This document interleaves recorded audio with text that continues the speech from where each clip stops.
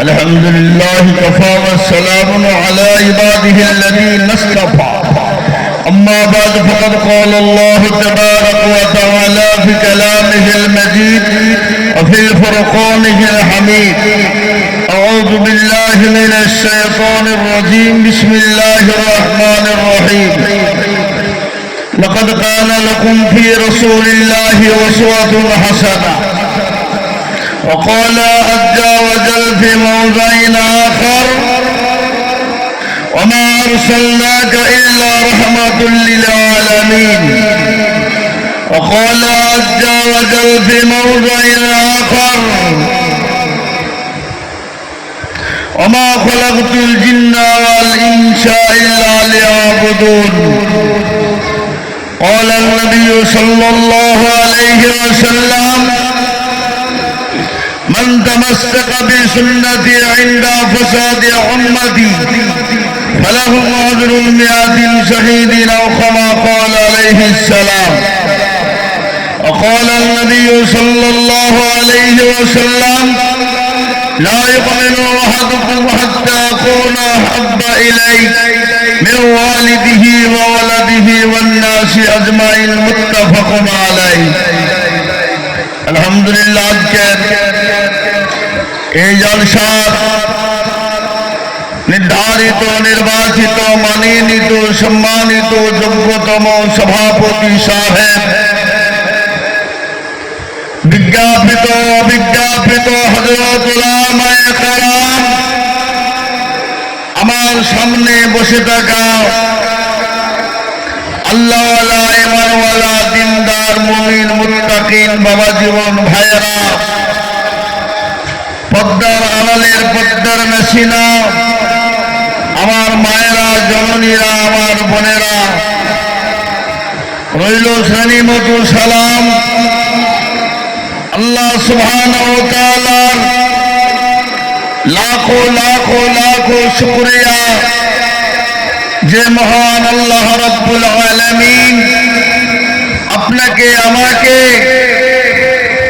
আজকে পবিত্র মাস 11 রবিউল আউয়াল নবী দিবসের মজলিসে মজমাতে বসার তৌফিক এনায়েত করেছেন সেই মহান আল্লাহ রাব্বুল ইজ্জাতের শানে অন্তরের অন্তর থেকে এক বাক্যে সকলে উচ্চ স্বরে উচ্চ কণ্ঠে মহব্বতের সাথে বলি আলহামদুলিল্লাহ। আর একটু জোরে হবে না বাবা? কলকাতার মানুষ আপনারা রাজপথকে ঘেরাও করে বন্ধ করে দিতে পারেন না? তাহলে সেই মানুষের আওয়াজ তো থেমে থাকতে পারে না।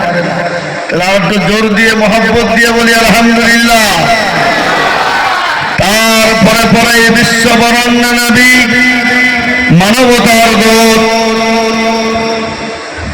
সরকারে দো আলম সাইয়্যিদুল কাওনাইন শাফিউল মুজনাবিন রাহমাতুল লিল আলামিন নবী কাউসার নবী মাসর নবী কবরিয়া মা আমিনার লাল মরুর দুলাল সেই নবীর উপরে দুরূদ ও শান্তির ধারা বর্ষিত হোক সকলে বলি আল্লাহুম্মা আমিন।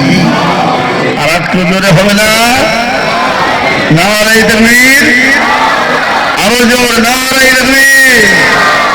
বিশ্ব নবী দিবস 11 রবিউল আউয়াল নারে তাকবীর। দ্বীন ইসলাম মাশাআল্লাহ। আপনাদের আওয়াজ ঠিক আছে? আমি তো মনে মনে করছি কলকাতা শহরের মানুষ এরা তো আবার সন্ধ্যা হলে ঘুমিয়ে যায় নাকি? না না, শহরের মানুষ চট করে ঘুমায় না, আমাদের গ্রামগঞ্জের মানুষরা ঘুমিয়ে যায়। কেন? সারাদিন তারা হাড় ভাঙা মেহনত করে, তো পাটের জমি চাষ। আপনাদের দেশে তো পাট নেই? আচ্ছা, এদিকেও আছে না? ও তাহলে এই রানিং হচ্ছে, আগে তো ছিল না। আগে বলেছিল। তো অত নেই আমাদের মুর্শিদাবাদের মতো, গোটা মাঠকে মাটি, পাটকে পাট। তো যা হোক, দু চারটে কথা আল্লাহ যদি তৌফিক এনায়েত করে তো ইনশাল্লাহ হবে। আপনারা শেষ পর্যন্ত থাকবেন তো নাকি? কারা কারা পালাবেন একটু হাত তুলেন দেখি। কেউ পালাবে না, তবে সবাই থাকবেন ইনশাআল্লাহ। আল্লাহ আপনাদের সকলকে কবুল করুক এবং বিশ্ব নবী দিবস পালন করার তৌফিক এনায়েত করুন, আল্লাহুম্মা আমিন। মুহতারাম, আজকে বয়ান বক্তব্য হবে নবীর আদর্শের উপরে। কার উপরে? যারা বলুন, নবীর আদর্শ কি ছিল, নবীজির আদর্শ কি? নবী দুনিয়ার জমিনে এসেছেন, তিনি কি এসেই চলে গেছেন খামাখায়? না, তিনার কি আদর্শ তিনি আমাদেরকে উপহার দিয়ে গেছেন। তিনি এখন আমাদের জিন্দা নবী, হায়াতুল নবী, ঠিক না বেটি? যারা বলুন, তিনি জিন্দা নবী, হায়াতুল নবী। এখনো তিনি মদিনাতুল মুনাওয়ারায় রওজাতুল মুবারাকে তিনি শুয়ে আছেন, আলহামদুলিল্লাহ বলুন। তিনি এখনো পর্যন্ত উম্মতের মায় তিনি কাঁদছেন না? কিয়ামতের দিন যতক্ষণ পর্যন্ত উম্মতকে জান্নাতে না নিয়ে যাবেন ততক্ষণ পর্যন্ত তিনি জান্নাতে যাবেন, যারা বলুন না। এবং কোন নবীর উম্মত জান্নাতে যাবে না যতক্ষণ আমার নবীর উম্মত জান্নাতে না যাবে, বলুন আলহামদুলিল্লাহ। আমরা কি ভাগ্যবান, সুবহানাল্লাহ বলুন। আমরা এতটাই ভাগ্যবান যে আমরা কি একজন নবী পেয়েছিলাম, আল্লাহু আকবার। যে নবীরা, আগেকার নবীরা পর্যন্ত আফসোস করে বলেছিলেন, আল্লাহ পরওয়ারদিগার, আমাদেরকে নবী তৈরি না করে যদি শেষ জামানার নবীর উম্মত তৈরি করতেন আমরা মনে হয় সব থেকে বড় ভাগ্যবান হয়ে যেতাম। সুবহানাল্লাহ বলবেন না? কারণ আমরা কোন নবীর উম্মত? যিনি সর্বশ্রেষ্ঠ নবী, যিনি নবী কুলের শিরোমণি, আখেরি নবী, নবীর নবী, নবীদের নবী। সুবহানাল্লাহ বলুন, আল্লাহু আকবার, সুবহানাল্লাহ। কি মর্যাদা!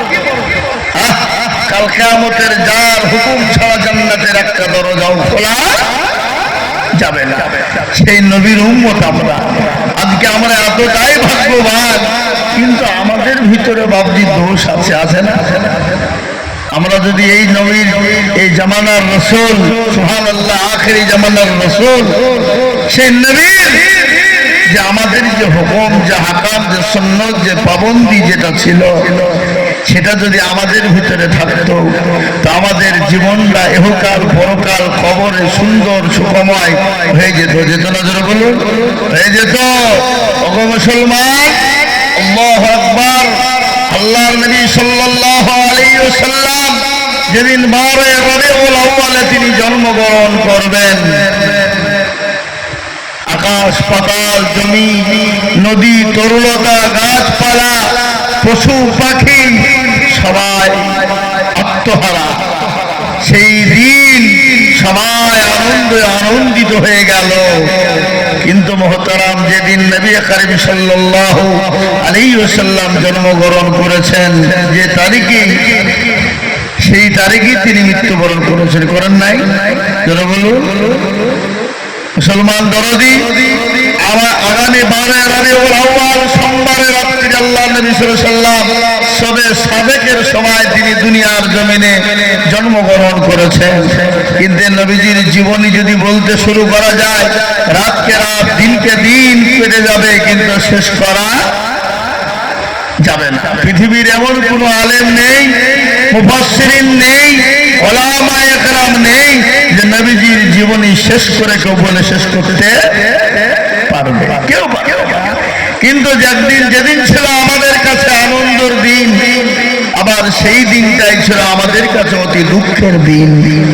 তার লেগে নবী করিম সাল্লাল্লাহু আলাইহি ওয়াসাল্লাম বেশি করে বলে গেছেন যে রমজান, ওই 12 রবিউল আউয়ালে তোমরা বেশি বেশি করে ইবাদত করো, নামাজ পড়ো, আর তোমরা রোজা করো। প্যারা নবী সাল্লাল্লাহু আলাইহি ওয়াসাল্লাম এটা বেশি বলে গেছেন। কিন্তু আমরা তো রোজাও করি না, নামাজও পড়ি না। পড়ি? যারা বলুন, কি পড়ি না? আমরা নামাজও পড়ি না, রোজাও করি না। কিন্তু এটা আমাদের করা দরকার ছিল না? করি না?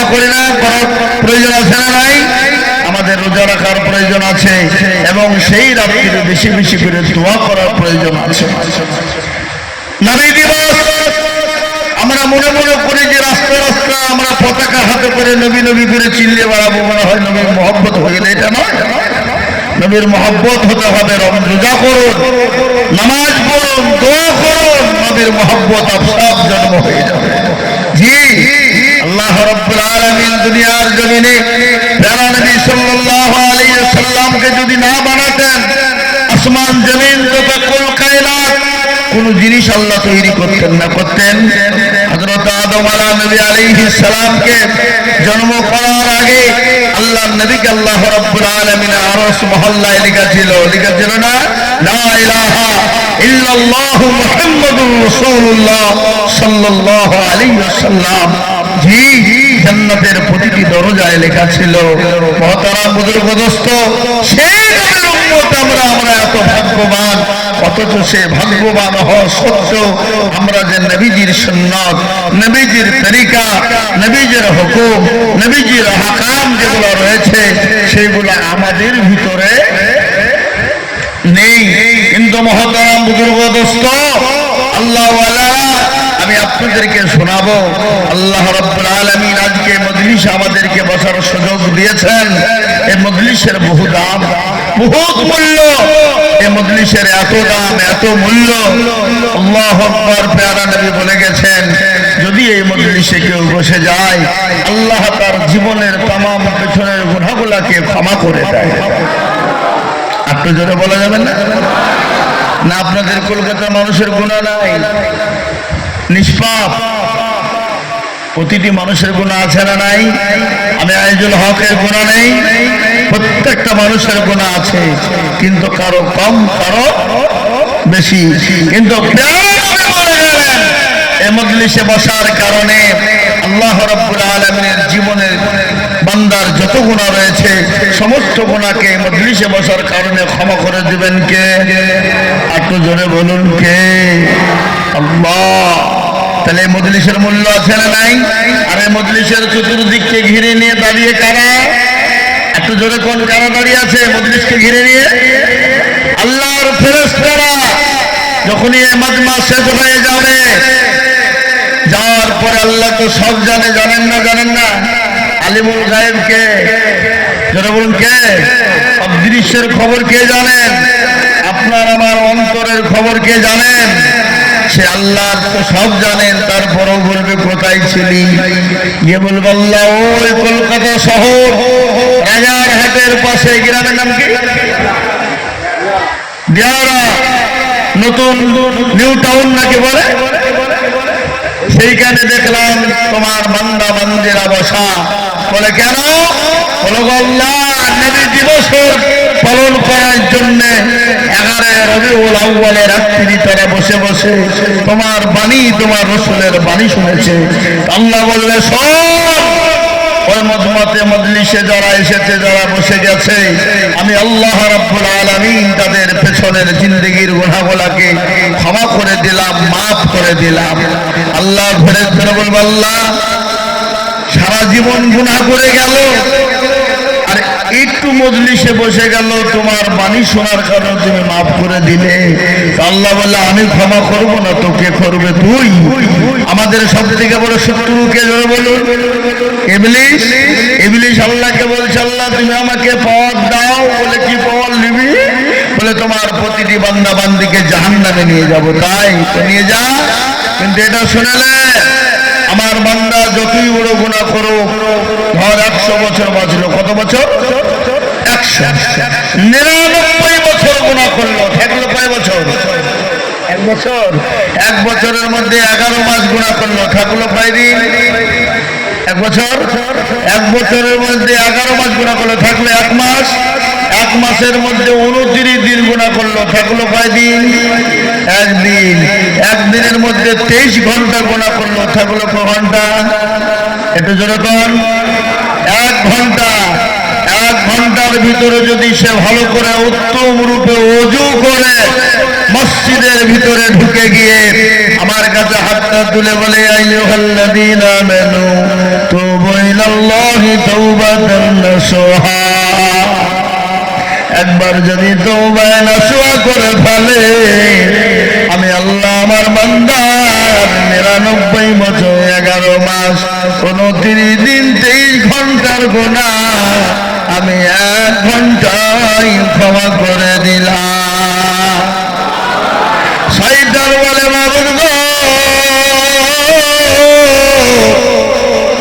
সারা জিন্দেগি অন্যায় করে গেল, গুনাহ করে গেল, সারা জিন্দেগি পাপে জর্জরিত হয়ে গেল, আর 1 ঘন্টা তোমার দরবারে মাথাটা নিচু করে তওবা করে ফেললো, আর তুমি 1 ঘন্টার কারণে তুমি তার জীবনের গুনাহগুলোকে তুমি ক্ষমা করে দিলে। আল্লাহ বলে, শয়তান শোন, আমি আল্লাহ এত বড় দয়ালু, আমি আল্লাহ এত বড় দয়ালু, আমার বান্দা যত গুনাহ করবে আর আমার কাছে হাত উঁচু করে দোয়া চাইবে, ক্ষমা চাইবে, আমি আল্লাহ তার হাতকে ফিরিয়ে দিতে দ্বিধাবোধ করব না, আমি আল্লাহ তার সব ক্ষমা করে দেব। সুবহানাল্লাহ। আল্লাহ